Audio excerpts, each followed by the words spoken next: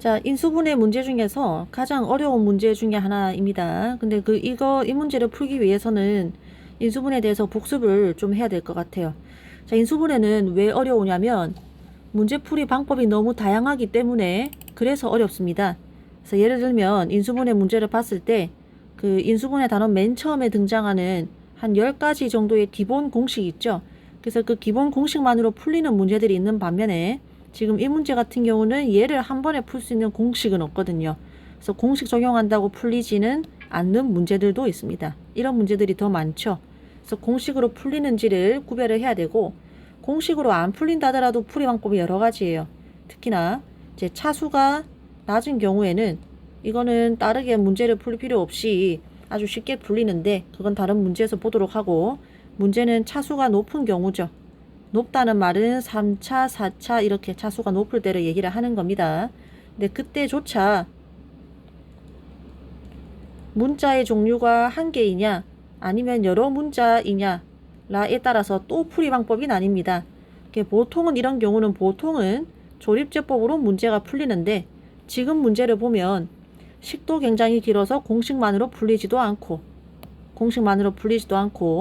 차수도 지금 낮다고 볼 수도 있지만 잘 보면 2차식 곱하기 1차식이니까 3차식에 속한다라고 할 수 있겠죠. 차수도 높고 복잡하고 또 문자 또한 여러 문자라서 조립제법으로 풀 수가 없는 문제입니다.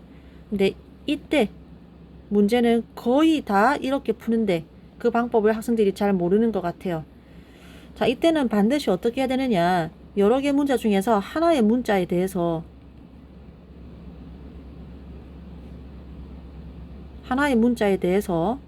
깔끔하게 내림차순으로 정리를 해줘야 됩니다. 지금 우리 문자가 X가 있고 Y가 있죠. 그 중에 하나의 문자를 골라보세요. 보통은 차수가 높은 걸 고릅니다. Y는 1차식 밖에 없죠. 그래서 문자 X에 대해서 내림차순으로 정리를 하는 것이 이 문제를 시작할 때 가장 중요한 게 되겠습니다. 자, X에 대해서 내림차순 정리한다는 말은 X에 대한 2차항 적어주고 1차항 적어주고 상수항 적어준다는 말이죠. 이렇게 정리를 해주면 여기에 1 플러스 Y로 정리가 되고, 여기도 2 플러스 2Y, 근데 2로 묶어내면 이렇게 정리가 될 거고, 여기도 1 플러스 Y로 정리가 된다는 것을 알 수 있을 거예요. 자, 이렇게 내림차순 정리를 해야 1 플러스 Y라는 공통 부분이 있다는 걸 알 수 있죠. 만약에 이걸 하지 않았더라면 1 플러스 Y로 묶어내면 되겠다라는 생각을 할 수가 없겠죠. 자, 그래서 1 플러스 Y로 묶어내면 주어진 식은 X제곱 플러스 2X 플러스 1이니까 1 플러스 Y 곱하기 X 플러스 1의 제곱으로 정리가 됩니다. 자, 근데 지금 문제에서 얘가 뭐래요? 175라고 되어 있죠. 그래서 175를 뭔가 곱하기 뭔가의 제곱으로 정리를 하기 위해서 175를 숫자를 인수분해하는 것을 소인수분해라고 하죠. 그래서 175를 소인수분해 해야겠다까지 나아갈 수 있는 거죠. 자, 175를 소인수분해하는 것은 175의 약수부터 시작하면 되죠. 일단 5로 나누면 35가 된다는 것을 알 수 있을 겁니다.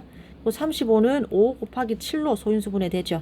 그래서 175는 7 곱하기 5의 제곱으로 소인수분해 됩니다.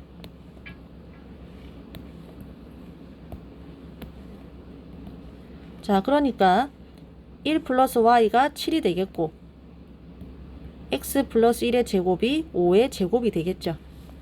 따라서 1 플러스 Y는 7, 따라서 Y는 6이 되고요. X 플러스 1은 5, 따라서 X는 4가 되겠죠. 그렇게 X 플러스 Y 값을 구할 수가 있겠습니다.